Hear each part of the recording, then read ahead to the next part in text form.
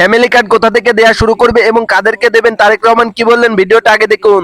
আমরা প্রথমে এই কার্ডটি দেওয়া শুরু করব গ্রাম থেকে, যারা মোর ডিজার্ভ করে। আচ্ছা, এই কার্ডটি আমরা দিব পরিবারের যে গৃহিণী, পরিবারের যে কর্ত্রী বা হাউস ওয়াইফ, আমরা তাকে এই কার্ডটি দেব। আচ্ছা, আস্তে তালি পরে তালিয়া পরে কার্ডটি আমরা তাকে দেব।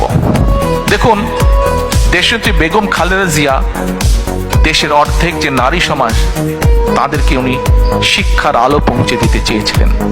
বহুলাংশে আলহামদুলিল্লাহ আমরা সফল হয়েছে। আজকে যদি আমরা স্কুল কলেজগুলো দেখি, আমরা দেখি যে ক্ষেত্র বিশেষে ছেলেদের থেকে মেয়েদের এনরোলমেন্ট অনেক বেশি। শিক্ষা দীক্ষায় বিভিন্ন জায়গায় মেয়েরা অনেক এগিয়ে গিয়েছে। নেপোলিয়ন বলেছিল, আমাকে শিক্ষিত মা দাও, আমি তোমাদেরকে শিক্ষিত জাতি দেব। প্রিয় ভাই বোনেরা, এই কার্ডটি ইনিশিয়ালি আমরা ধীরে ধীরে 4 কোটি পরিবারের, আমাদের প্ল্যান অনুযায়ী 4 কোটি পরিবারকে দেব। বাট এই 4 কোটি পরিবারের মধ্যে আমিও আছি, আমার স্ত্রী ডক্টর জুবাইদাও আছেন। কিন্তু ডক্টর জুবাইদা এই কার্ডটি নেবেন না। কেন? কারণ এই কার্ডটি থেকে রাষ্ট্র বা সরকার যেই সুবিধা দেবে একটি পরিবারকে, আলহামদুলিল্লাহ ডক্টর জুবাইদার এটি প্রয়োজন নেই।